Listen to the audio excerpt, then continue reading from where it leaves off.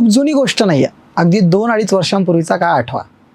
भारतामध्ये इंडिया आघाडीची मोट बांधली गेली होती आणि भारतीय जनता पक्षाविरोधात एक भक्कम असा विरोधी पक्ष जो आहे तो तयार व्हावा आणि विरोधी पक्षांची सत्ता देशात यावी यासाठी ह्या इंडिया आघाडीची मोट जी आहे ती बांधण्यात आली होती. पण जेव्हा ही मोट बांधण्यात येत होती तेव्हा छोट्या मोठ्या सर्व प्रादेशिक पक्षांचे विधान ऐका, आपापल्या राज्यात मुख्यमंत्री असलेले, आपापल्या राज्यात पक्षीय बळ असलेले नेते त्यावेळी काँग्रेसबद्दल आणि राहुल गांधींबद्दल काय काय बोलत होते.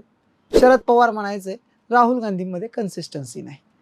द्रमुकचे के स्टॅलिन त्यावेळी तामिळनाडूचे मुख्यमंत्री होते, तेही काँग्रेसबद्दल असंच काहीतरी बोलत होते. ममता बॅनर्जी पश्चिम बंगालच्या मुख्यमंत्री, काँग्रेस कुठे बंगालमध्ये आहे असं त्या म्हणाल्या होत्या. आपचे अरविंद केजरीवालांचं सुद्धा असंच भाष्य होतं. यापेक्षा काही वेगळं काही तेजप्रताप यादव किंवा इतरांचं कुठलं मत नव्हतं. परंतु आज 2.5 वर्षानंतर या सगळ्यांची विधानं आठवली आणि त्यांची सध्याची स्थिती पाहिली तर तुम्हाला लक्षात येईल की नेमकं राजकारणात वेळ सर्वांनाच सगळं काही शिकवून जाते. के स्टॅलिन यांचा पराभव झाला. पश्चिम बंगाल सुद्धा ममतांच्या हातून गेलं. दिल्लीमध्ये अरविंद केजरीवाल राहिले नाही आणि बाकी सगळ्या देशामध्ये म्हणजे बाकी सर्वांनी सुद्धा ज्यांनी ज्यांनी स्वप्न पाहिली होती त्या सगळ्यांची स्वप्न धुईस मिळाली आणि प्रभावी विरोधी पक्ष म्हणून आजही काँग्रेस हे एकच नाव सर्वांसमोर उभं राहिलंय. मंडळी, परंतु ही चर्चा आज का होते? कारण सुद्धा तसंच आहे.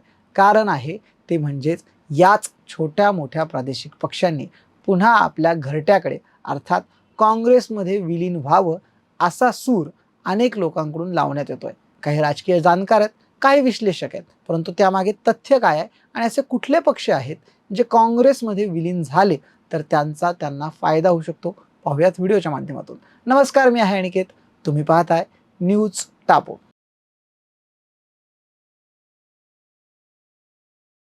सर्वात आधी अगदी काल परवामध्येच इंडिया आघाडीची दिल्लीमध्ये बैठक झाली. त्या बैठकीला 2-3 पक्षांनी अनुपस्थिती दर्शवली असली तरी बहुतांश विरोधी पक्ष जे आहे ते तिथे उपस्थित होते. DMK, आप किंवा TVK यांसारखे पक्ष त्या ठिकाणी उपस्थित राहिले नाही आणि झारखंडचे हेमंत सोरेन असतील किंवा महाराष्ट्राचे उद्धव ठाकरे असतील हे ऑनलाईन पद्धतीने तिथे उपलब्ध राहिले. परंतु त्यांच्याशिवाय इतर सर्व नेते त्या ठिकाणी उपस्थित होते आणि तिथे विविध प्रश्नांवर, देशातल्या सध्याच्या व्यवस्थेवर, अवस्थेवर चर्चा करण्यात आली आणि सरकारला कोंडीत पकडण्याचे विविध निर्णय जे आहेत, ते जे ठराव आहेत ते त्या बैठकीमध्ये घेण्यात आले. परंतु मंडळी, सर्वात आधी आपण समजूयात की ह्या सगळ्या ज्या चर्चा सुरू झाल्या त्या नेमक्या कुठून सुरू झाल्या. जसं शिवसेनेमध्ये फूट पडली, आप पक्षात फूट पडली, राष्ट्रवादीत फूट पडली, अगदी तशीच फूट सध्या TMC मध्ये सुद्धा पडल्याची पाहायला मिळते. AITC अर्थात ऑल इंडिया तृणमूल काँग्रेसमध्ये पश्चिम बंगालच्या निवडणुकीमध्ये जेव्हा ममता बॅनर्जींना पराभव स्वीकारावा लागला त्यानंतर एक मोठी राजकीय घडामोड सध्या बंगालमध्ये घडते आहे आणि बंगालचंच उदाहरण देऊन असं सांगण्यात येत आहे की आता ममता बॅनर्जींचे जे उरला सुरला जो काय पक्ष आहे त्यावेळी त्यांनी त्या सगळ्या पक्षाला घेऊन काँग्रेसमध्ये विलीन व्हावं. काय आहे ममता बॅनर्जींची स्टोरी? 1998च्या आधीपर्यंत त्या काँग्रेसमध्ये ॲक्टिव्ह होत्या आणि 1998ला त्यांनी AITC अर्थात ऑल इंडिया तृणमूल काँग्रेसची स्थापना केली. आता नेमकं काय झालंय? 2011 ते 2026 पर्यंत जवळपास 15 वर्ष मुख्यमंत्री राहिल्यानंतर 2026ला भारतीय जनता पक्षाने AITCचा सुपडा साफ पश्चिम बंगालमध्ये केलेला आहे आणि ममता बॅनर्जींना सुद्धा पराभव स्वीकारावा लागलाय. पराभव झाल्यानंतर त्यांच्याच पक्षातल्या बंडखोर आमदारांनी जवळपास 58 आमदारांनी त्या पक्षापासून म्हणजे ममता बॅनर्जींच्या नेतृत्वापासून फारकत घेतली आहे आणि आपला वेगळा गट जो आहे तो स्थापन केला आणि त्या गटाला त्यांनी AITC अर्थात तृणमूल काँग्रेस पक्षावरच त्यांनी दावा ठोकलेला आहे. ऋतुव्रत बॅनर्जी जे काय ज्यांची हकालपट्टी झाली होती त्यांनाच विरोधी पक्षनेते त्या 58 आमदारांनी केलेला आहे आणि उरलेले जे काय 20-22 आमदार आहेत त्यापैकीही काही असे आहेत की ते तिकडे जाऊ शकतात. ते 22 आमदार आता ममतांकडे राहिले होते. राज्याच्या विधानसभेच्या याच्यामध्ये आमदारांची तर फूट पडलीच होती, परंतु अगदी 2 दिवसांपूर्वीच जर आपण पाहिलं तर त्यांच्या संसदीय पक्षामध्ये अर्थात लोकसभेचे जे खासदार आहेत खासदारांमध्ये सुद्धा फूट पडल्याचं पाहायला मिळालं. 28 पैकी तब्बल 20 खासदार जे आहेत त्यांनी NDAला पाठिंबा दिल्याचं पत्र सुद्धा काही लोकांनी व्हायरल केलं, ज्यामध्ये दास्तदार ज्या त्यांच्या घोष दास्तदार नावाच्या त्यांच्या खासदार आहेत त्यांच्या नेतृत्वात हा 20 खासदारांनी बंड पुकारलेला आहे आणि त्यांनी NDAला पाठिंबा दिलाय. म्हणजे त्यांनी सुद्धा आता तेच खरे AITC असल्याचा दावा केला आणि संसदीय पक्षामध्ये सुद्धा बहुमत जे आहे ते आता ममता बॅनर्जींकडे उरलेलं नाही. ह्या आमदारांनी, खासदारांनी अभिषेक बॅनर्जींच्या नेतृत्वावर प्रश्नचिन्ह जे आहे ते उपस्थित केलं होतं. त्यांनी ममता बॅनर्जींना त्या पद्धतीनं म्हणजे त्यांच्या नेतृत्वाला नकार दिलेला नव्हता. पण अगदी तसंच जे सुरुवातीला शिवसेनेत होतं की आम्हाला उद्धव साहेबांशी काही घेणं देणं नाहीये, उद्धव साहेब आमच्यासाठी देवच आहेत, परंतु आम्हाला त्यांचं काँग्रेससोबत जाणं योग्य वाटत नव्हतं. किंवा अगदी जसं अजित पवारांनी जेव्हा पक्ष फोडला तेव्हा शरद पवार साहेब आमच्यासाठी दैवतच आहेत, परंतु आम्हाला तिथे सोबत राहणं शक्य नव्हतं, असं म्हणून फोडलं होतं. अगदी तशाच पद्धतीचं इकडे AITC मध्ये सुरू होतं. आणि AITC मध्ये झालेली जी फूट आहे त्या फुटीनंतर जेव्हा यांच्याकडे खासदार शिल्लक नाहीत, आमदार शिल्लक नाही, तेव्हा 1998ला जेव्हा ममता बॅनर्जी AITC सोडल्या, त्यांनी काँग्रेस सोडून AITC स्थापन केलं, तेव्हा त्यांनी आता परत आपल्या मूळ पक्षाकडे यावं आणि आपला पक्ष उरला सुरला जो काय पक्ष आहे तो काँग्रेसमध्ये विलीन करावा, अशी मागणी जी आहे काही लोकांनी तिथे केलेली आहे. आता ममता बॅनर्जी यावर काय उत्तर देतात ते आपल्याला येणाऱ्या काळामध्ये कळणारच आहेत. परंतु AITC सोडला तर दुसऱ्या पक्षाची सुद्धा चर्चा होते. तो पक्ष म्हणजे आपल्याच महाराष्ट्रातला नॅशनलिस्ट काँग्रेस पार्टी SP अर्थात राष्ट्रवादी काँग्रेस पक्ष, शरदचंद्र पवार. या पक्षाची सुद्धा हालत जर आपण पाहिली तर गेल्या काही दिवसात तितकीशी चांगली पाहायला मिळत नाही.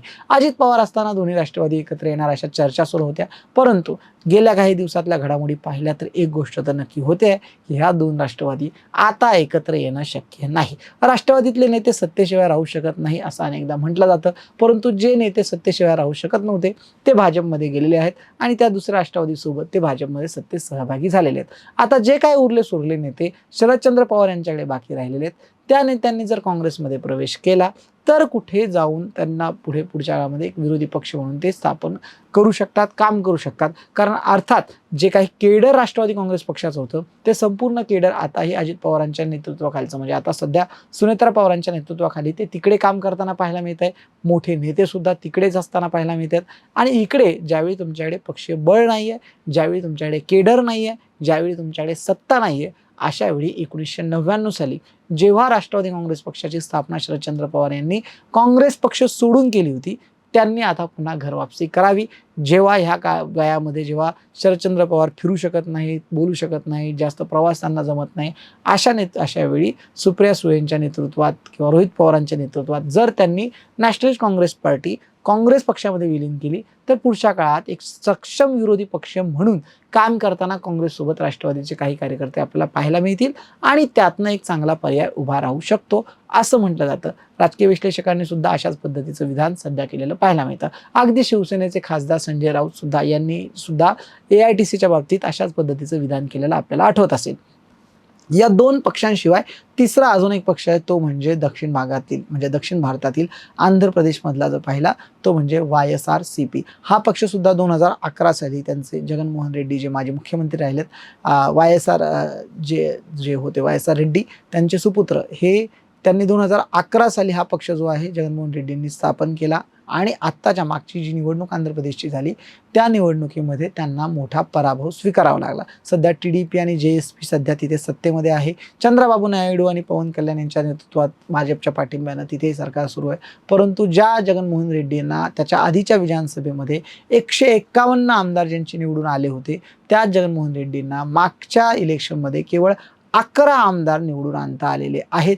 याशिवाय ज्या जगनमोहन रेड्डींचे आधी 21 खासदार होते त्यांचा आकडा आता 4 वर येऊन पोहोचलाय. 11 आमदार आणि 4 खासदारांसोबत सध्या ते पक्ष चालवत आहेत.